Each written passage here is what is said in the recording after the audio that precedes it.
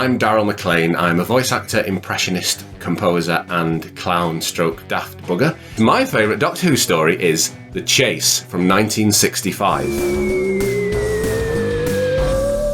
Okay, welcome back everybody to episode 5 of The Chase, which promises us, rather excitingly, the death of Doctor Who.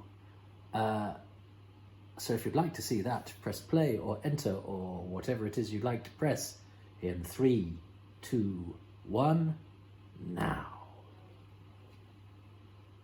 Oh, my sound is down. It's a different day from when you last joined me on this chase through time and space. I felt I was flagging a bit last episode, so I went to bed. I was flagging and a bit rough around the edges, but then so was the episode. So I think I'm going to allow myself that. But I've recharged my batteries, and now there are 2 of me. No, I'm intrigued to see this because it actually it doesn't look actually so bad from this distance. I know. I'm accepting that. Oh, the death of Doctor Who. I mean, isn't that just the most exciting episode? Terry Nation knew what he was doing.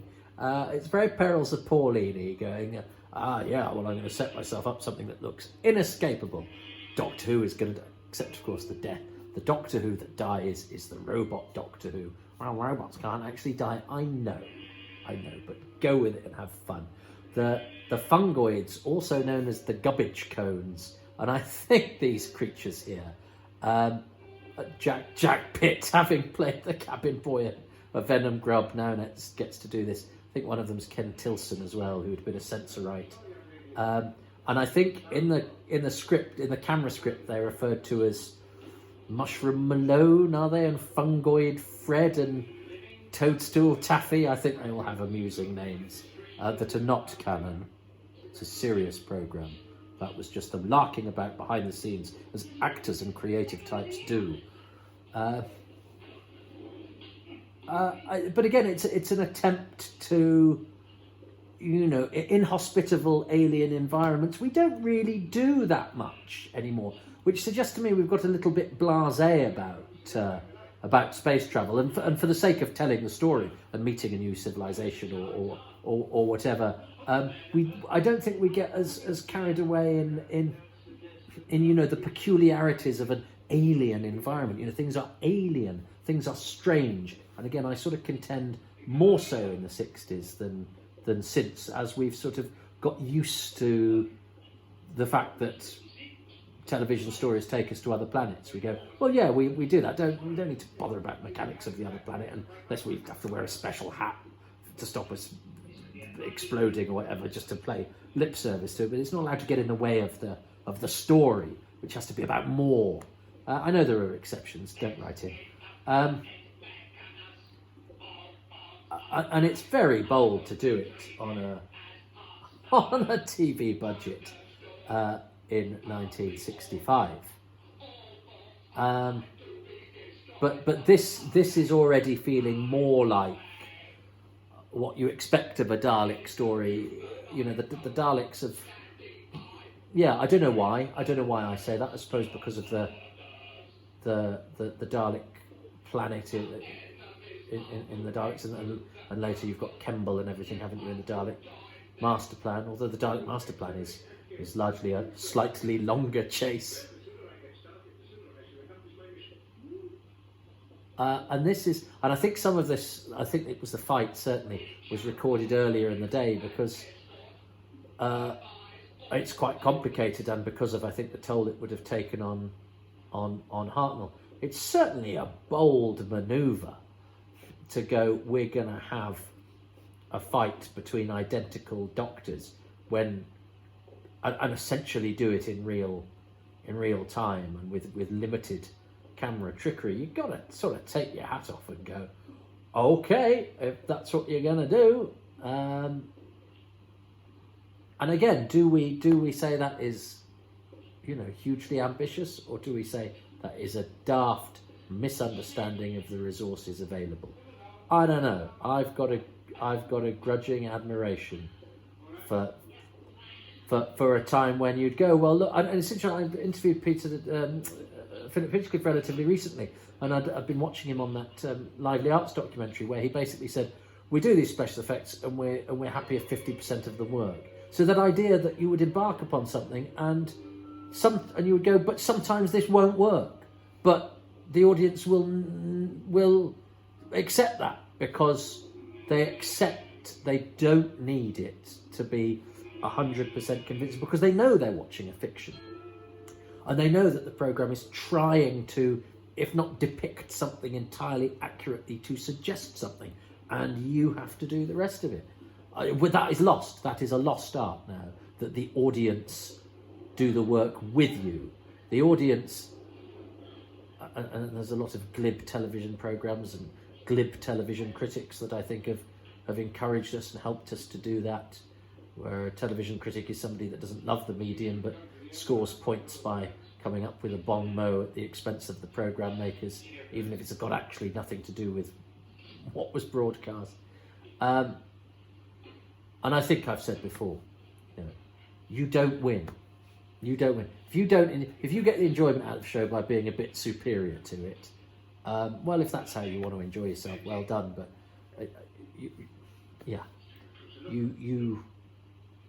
if you don't want to go with the storytelling, that's up to you. Now, that's not to say that Doctor Who always gets it right. And also, if you are somebody that watches Doctor Who to laugh at its imperfections, but you enjoy it, that is absolutely fine. I think the reason I went down Vexatious Alley via Crossroad was I was just reminded of the fact that the people that write about television for a living often seem to be rather disdainful of it, which I think is a bit rich. But Doctor Who fans, we enjoy it all in different ways, don't we? Some people will. Gavin Rymel, who I think I've mentioned, he enjoys getting to the nitty gritty of the different Dalek designs. Other people like making their own costumes and dressing up. I find it amusing that some quarters of Doctor Who fandom will have a go at. In fact, I think Kieran Hyman, who's a fan I met once at a convention, but I've seen him online. I think when I met him, he was dressed as Ian from The Chase, and I have got no desire to make a costume, to ape a costume, to discover whose costume was made out of what. But if somebody else does, and they have a great time doing it, and that's an expression of their creativity, I think that is great, and I think that is a wonderful thing that Doctor Who has done.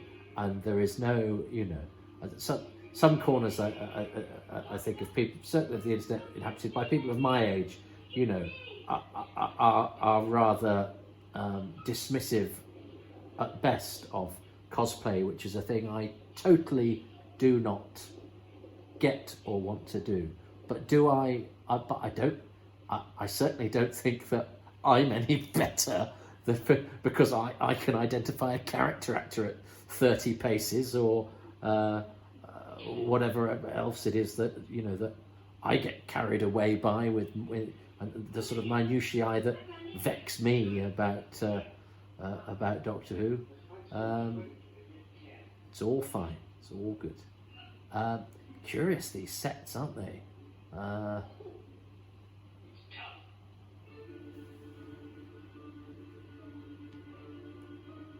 But that's an inventive shot because it's shooting through some sort of gossamer. That's really weird. And the way that's been lit, it is that whatever's drawn on, whatever's painted on it, has a sort of slightly abstract quality. There's a nice high camera. Oh, I'm so sorry. I've gone back to shooting this in the normal fashion. We only had the high camera once to make up for my rather tired performance.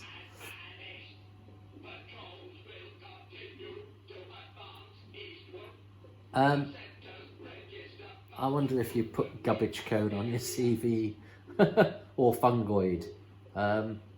I suppose what is fungoid what the plant is called, and gubbage cone is its Latin name, Gubbagicus conicus. And it sort of deflates.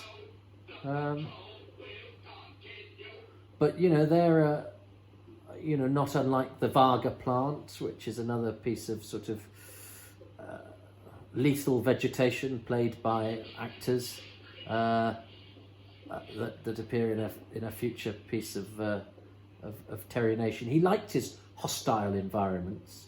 I liked his. I'm looking at the episode titles, lining this up. What Journey into Terror and The Death of Time. I mean, some of them just sort of mean nothing, do they?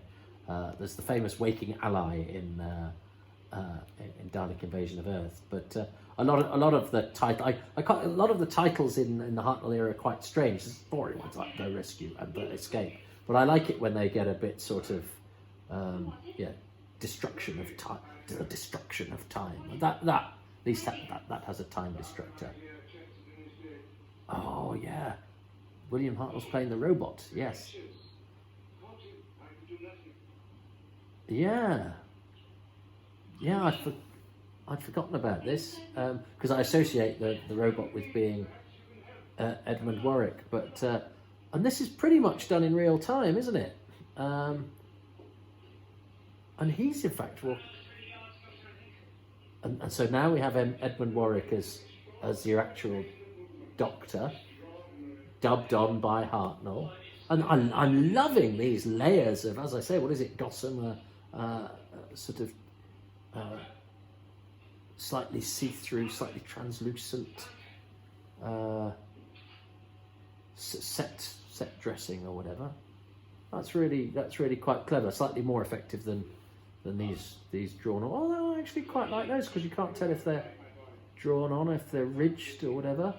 And now Hartnell, because we had the camera on Ian and Vicky, Hartnell swapped places with Edmund Warwick. It's almost like a tag team sort of thing. I think this is quite inventive and ingenious. And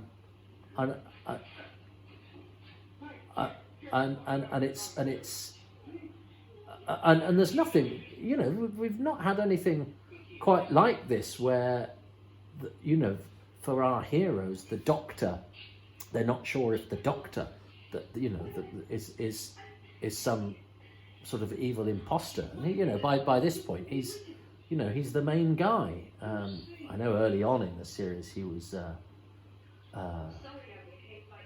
he was a character we weren't sure about, but this is quite disturbing.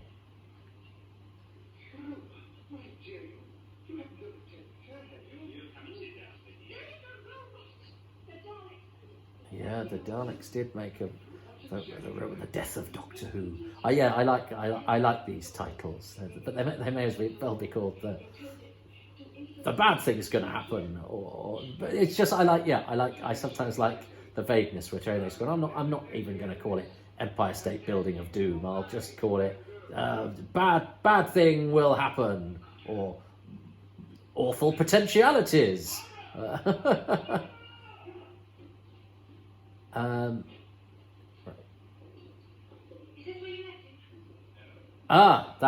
That's when Edmund Warwick actually speaks. That is they obviously decided that they could get away with one syllable. Oh yes, and he's attacking her with the cane. That's pretty grim. That, but I think in some of those shots, Edmund Warwick does not look too dissimilar to Hartnell. I was expecting much worse. I have to say, because I'm going into this very much in a positive frame of mind, I think my brain has sort of prepared me for the worst with some things, so they are consequently slightly better than I might think. So I might be being kinder, but I'm not being disingenuous. I think because I've prepared myself for the fall, the landing is slightly safer. Which one's the Doctor? And this is quite a call for Hartnell and this is clever with the angles and I think this is pretty ingenious stuff for a television studio without recourse to special effects or post-production and all of that sort of thing. I think this is pretty smart. Okay, that's not William Hartnell.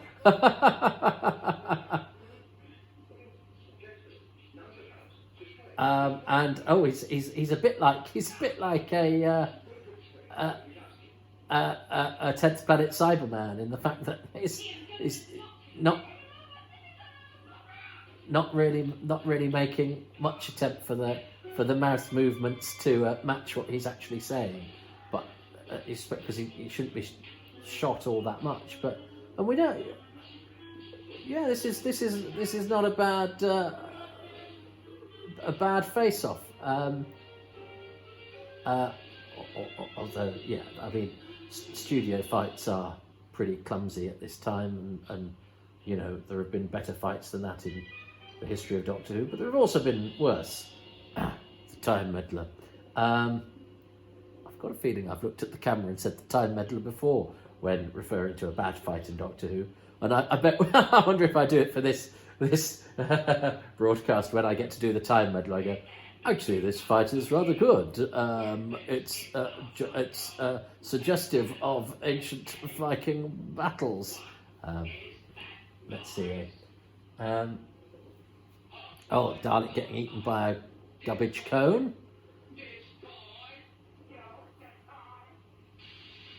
But what about the Dalek that's inside the garbage? Oh, right, he's survived. I'm sure I read there are some. I remember Doctor Who magazine saying that a BBC camera appears in the jungles of Mechanus, and I remember I had to look really hard for it. I probably won't spot it this time round. There is a BBC camera in the jungles of Mechanus, but I can't remember off the top of my head entirely when it is. But you could spend whole days searching for it if you so desire. And that could be quite fun if that's what you want to do. But Doctor Who's not unusual in that. If you watch quite a lot of old telly, you see things poking in to the corners. Oh, Ian is so sort of casually brave, isn't he? And the dynamic that they have, and the dynamic that the Doctor has with Barbara. I do hope they got married. I'm sure I asked William Russell at a commentary once, and I think I was expecting him to go. When I said, "Oh, did Ian and Barbara get married?" And I said, well, "I don't know. I'm sure he shot me down. I can't remember. I seem to recall getting shot down by William Russell quite kindly." But just I throw in something that I thought he'd just go with, and he didn't. But that might be just me being paranoid, because you're in a sense of high alert when you meet your heroes and are then doing a thing with them. And yeah. Anyway, he's a very charming and engaging fellow, and he's a lovely actor. And I was showing my partner something that his son Alfred Enoch was in, who's carrying on the tradition and being, and you can actually see, that he's his son. There is a similarity in the look, and he's done some stuff in the States, and he's done some great stage and TV work here.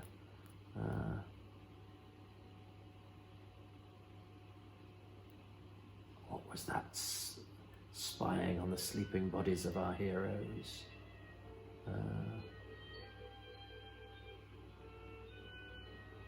What's this one called? Oh, The Death of Doctor Who. And the next one's called The Planet of Decision, which is again a really odd. I like those ones where they're really, where you sort of go, I don't really know what that means, and you wouldn't sort of use that sequence of words today, I think. I mean, we know what the planet is, we know what decision means, and yes, I suppose a decision is made on the planet, but it's oh, look at that. That is a glorious model of the mechanoid city on stilts. That's a wonderful looking thing.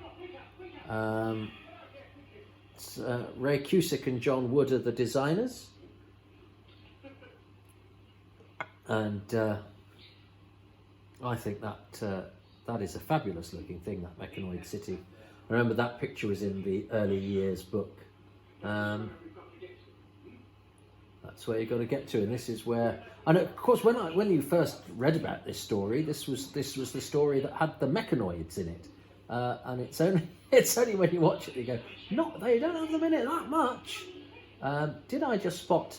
Okay, so they're the film Daleks, I think, in the background, the ones with slightly different coloured domes, and they've had their big bumpers removed.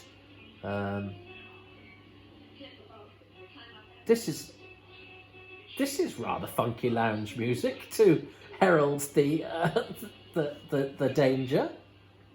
It's almost like we've just walked into a funky bar.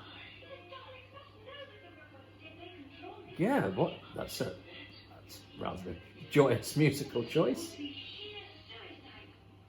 And the Doctor, of course, has gone to do the sheer suicide thing that Barbara has just been talking about. Which perhaps would have been a more dramatic moment had it not been a bing bang boo. I'm Doctor Who, and I'm not a dead Doctor Who, but I'm gonna boop boop doo with the. So yeah, there's a couple of film Daleks in the back there. Look, I think I'm right in that. Again, Gavin Reinell's website is the repository of knowledge for all.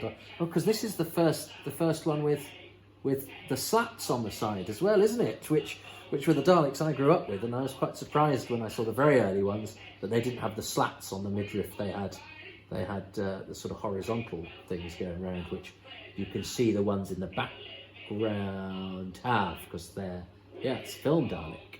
Oh, and by the film Dalek is the camera. I saw the camera.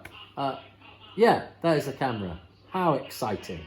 I hope that's made your day, that you could see a mistake. I've definitely not noticed these sort of see-through blankets or whatever they are that sort of make up the set. I think that's... I like those a lot.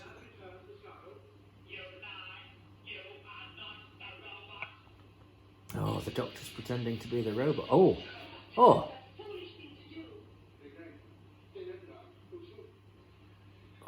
gosh, he seems quite shaken by that. And hearing the Doctor, the Dalek shooting off screen, there was a suggestion there that the Doctor might have bought it. That was that's brilliant. I'd forgotten that the wall sort of collapsed. The drama's really heightened in the last 3 minutes or so of this episode. You got no choice.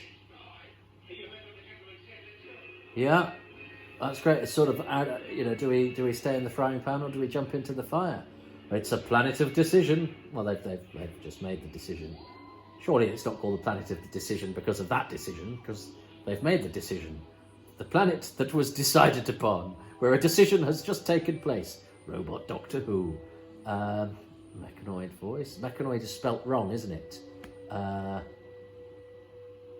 Fight arranged by Peter Diamond. Oh, okay. Mechanoid is spelt wrong on the credits for this episode, which I sort of like. That will I will mention some other nomenclature-based hijinks, Mechanoid styly, in the next episode. But I have to choose my favourite. Flight Through Eternity. Yeah, see, that doesn't mean anything. Journey into Terror. That doesn't mean anything. I've got the episode titles up. The Death of Time. They're just sort of like... He could have called it Dry Planet of the Sad Fish People, or Empire State Building of Doom, or Haunted House of Terror. But instead it's just sort of, I'll be vague, because I'll write the title, and then I'll write the episode, and then I won't bother to go back and change the title. Yeah, I think so. Right. Oh, what have I got to choose?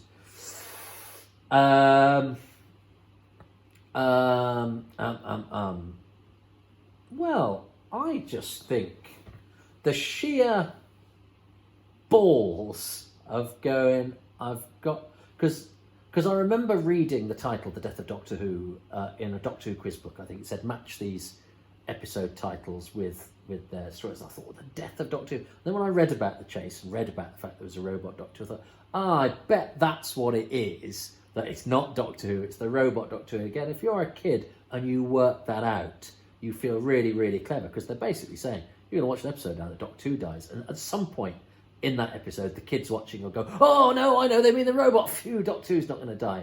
And I think that's writing very well. That's writing very cleverly for your audience, and it also leads to the production team having to be very, very inventive, not always succeeding, but some of the ways that they depicted the robot and some of the hard work that William Hartnell put in and some of the clever use of the cameras, led to some great invention and some great sleights of hand and sleights of performance in order to pull off that thing that was, frankly, impossible under the circumstances in which they made television in those days, unless they'd had a film sequence that they could, I'm surprised they didn't even try to sort of go, well, let's do that bit on film. But they didn't. They did it in the studio. The mad bastards. That's what I like about it. And that's, it probably would disappointed and embarrassed me 20 years ago. And I'm not a worse person for actually going, I think that's great and really entertaining. My life is better now that I think that is fine. As I edge ever closer towards death, I'm more accepting of slightly slipshod television. And if there's not a lesson in that, I don't know. Oh dear. Right. So what does Darrell like? He's an enthusiastic fellow, isn't he? I've never met him, and he's put real effort into this, and I'm very grateful. Reason number 5. 5. Maybe on the other hand next. Hope there's not too many of these. I don't want to take my socks off. Reason number 5 is the mechanoids. Now, a lot of the 60s monsters, as much as we love them, are quite ugly. Generally lumps with eyes on stalks, or, fiberglass with eyes. But the mechanoids are beautiful. They are basically just a geodesic sphere. I don't have one with me, so that you're going to imagine a mechanoid. Sorry, I don't know what this is. Like a turtle. But the mechanoids are beautiful, and they're amazing, and they never got used again, and they should be brought back. They could still be brought back. If they can bring back the macra, they can bring back the mechanoids. Do something interesting with them. Have them open up what's inside. Bring back the mechanoids. They are gorgeous. So, reason number... we'll have to have reason number 6 at the next episode. And I'm slightly irritated by that, because I nearly chose the mechanoid, because that's a great entrance, especially with the door collapses or whatever it did there. That was a really tense last few minutes of that episode. That was very well done. Funky lounge music aside. Ba-doo, ba-doo. It wasn't that. That's the opening music, but it was still, yeah. The mechanoid I liked, but I sort of had in the back of my head to go, well, I'll choose the mechanoids next week, because that's the mechanoid episode. And I can't do that now, because Darrell has chosen the mechanoids, so I'm going to have to choose something else. So I thought I'd made my choice, but it does mean that next week I'm going to have to, well, I'm going to be on a planet of decision. Well, how appropriate. See you there, if you decide to join me.